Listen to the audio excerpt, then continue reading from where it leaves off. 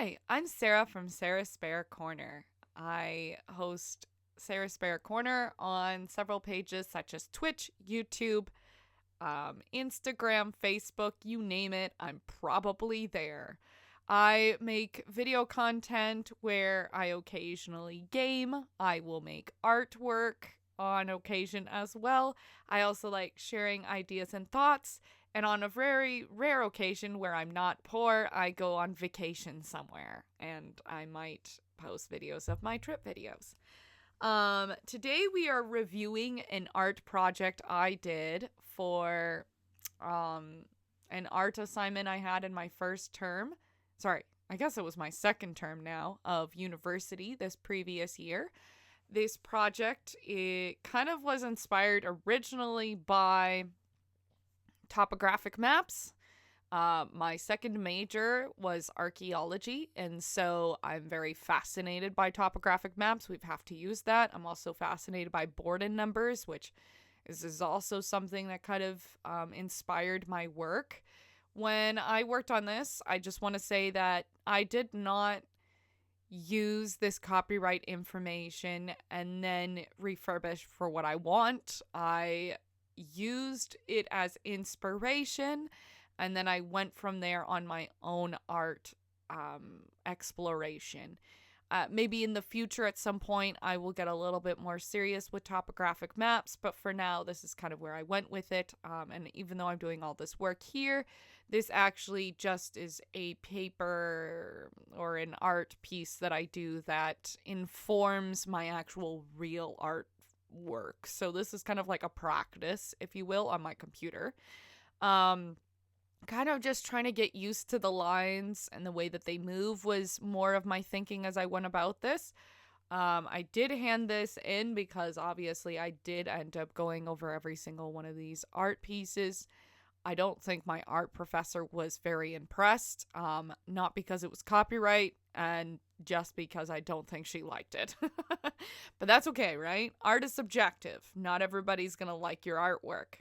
And maybe you watching this right now too are also thinking, what are you doing? Don't worry, we're getting to it. You will actually see me work with some art. So here, at this period of time, I was kind of getting interested in digital art and kind of using that to inform what I was going to do later. And so that's kind of what I'm doing here is I'm using a digital form to kind of create, an environment for myself in outside of the computer. So this is why I chose this topographic map. It is the region of Niagara Falls, and I grew up near Niagara Falls, so it's very much related to me. Why I'm using this paper with a bunch of words, it was kind of suggested to me that I should try to think of words of that relate to the essence of what I'm getting in this creative mode. So here we're going to get started. I found that I was more drawn to water in this instance. And so I kind of went with that feeling of water, but also the line work of a topographic map. So obviously, like I've done geode type art before, but it wasn't quite what I was wanting to do either. It's really hard to explain, I guess. My professor understood that I wanted to do some mapping, so here's me hanging up some of the maps she let me borrow, which was very nice of her. But again, I don't really end up going with the maps, and maybe in the future I will do something with it, but I didn't find myself doing it with this one. Okay, so, and mind you though, why I had all these pieces out is I was actually planning on doing several pieces, but I didn't end up doing any of it, or I didn't do any of it, that's not true. I didn't end up doing all of them. I only did 3 pieces, and I think I was planning on maybe doing like 7, so it didn't work out the way I was thinking, but that's okay, right? Like, things are not always going to work out the way we want it to or the way that we thought it would when it comes to art. Because, art is just so personal, and it really does hang on your mood and like a lot of the intuitive expression that you're feeling. So this is the first piece I did, and it looks like a geode piece of artwork. I also wanted to test out this new ink I got. Not the ink I'm using here, but I got some ink which I end up using for my later project. This ink was invisible ink that I end up using later, which you'll see in a bit. So all of these pieces end up having some incorporated invisible ink with it. So you'll kind of see in a bit what I end up doing. This one was more of like, I think I was thinking of more water when I was doing this. I think I also kind of was feeling like thinking about mermaids. I don't know. I think that purple just, it sang to me. And then, yeah, I tried to think of like water washing up on a shore. And so that was kind of how I was moving about it. And I don't know, I always tend to pick the same colors, which is usually like a gold with a water blue and some sort of purple. I always end up choosing these colors. So mind you, that was kind of also what I was going for. So in case you're wondering what I put on the canvas, I put on ink that I have bought. They're like calligraphy inks of different colors. And then I also added baby oil. I worked on a previous painting that I know I've uploaded to YouTube, and that was actually one of the pieces I did baby oil with as well. And I really liked the way that looked out. And so I wanted to try a different way of working with the baby oil because I didn't quite like the way it turned out. And so I thought I would do this one instead.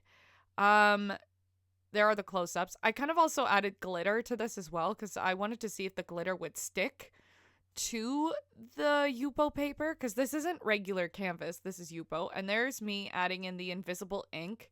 And then, yeah, as a drip painting, what you would do is you get the straw and you just blow into it and it would move the ink around. And because I was using baby oil, I wanted to make sure I clean that up as well. At some point, though, I cut it early because I end up getting this huge sliver in my finger. And it was, I think maybe around here I start getting it because it started getting so distracted. I couldn't do anything afterward. Like I couldn't stop thinking about the pain. And so I was like, I'll just go home and do it, which I end up, I think, just returning at a different point because I was so frustrated with this sliver I got. Yeah, so, oh well. And at the end, you will see what the invisible ink looks like because I end up putting all the pieces together, or I end up, doing a little shot where I bring my black light into the studio space and I go over the various canvases with the black light to see how it ends up looking in the end. For this piece, I was kind of drawn into the idea of depths of water. So ideas of like Mariana's Trench or the idea of like deep parts of the ocean that's kind of disturbing, but also like you look into it and you're drawn to it at the same time. Kind of like how we feel about fear. Like, it doesn't feel good to be in fear, but at the same time, like you can be drawn to it. I did try to keep the circle center. I'm going to be honest, I'm not great at that, so it didn't work out. I also used acrylic, so this one was not an ink piece. Although I did use the invisible ink on it afterwards. And I primed the canvas with some gesso. And then I think I put on a couple more layers of white paint because sometimes gesso don't always do what I want it to do. And here I come in to fix all those weird harsh edges. And even though I did like them on some extent, like I did kind of brush it out a little bit so that there were still a little bit of hard edges. But I wanted to preserve the circle as best as I could. Excuse me. I clearly took a lot of breaks doing this because I get like really, I don't know how to describe it, agitated when I'm working sometimes. And I know that as soon as I start getting agitated, I need a break, because then I'm going to just make artwork in an agitated state. And that's not always a bad thing, but if that's not the kind of artwork you want to go for, then I make sure to take a lot of breaks. So here I am coming back in to fix that circle so that it's a little bit more apparent, while still kind of preserving some of the harshness underneath. And again, I kind of was thinking about that depth. And so it's kind of like you're looking down the circle, if that's how it feels like. So I thought like I'd add a little bit of white paint on the edges to kind of, I don't know, add a little bit more of that water, or even that shine or reflection, I should say, that comes from there. And then in the end, I was like, I want to add some yellow, almost like wispy yellow around the sphere. I don't know why. And then if you see that swirl there, that was actually me adding the invisible ink, which you will see in a bit. I think the next clip will be that. But I just want to say, if you've made it this far, thank you so much for watching. I appreciate your time that you decided to share with me. I thank you for taking an interest in my artwork. I do have plans in the future to show more of my artwork on camera. So here we are looking at this last image here. And yeah, so this is the one that had the glitter. There's that sphere I was talking about, and then there is the geode. If you have any interest in seeing more of my art, there are a couple of videos on my YouTube channel. But for now, thank you so much for watching. I hope you have a nice day. Bye now.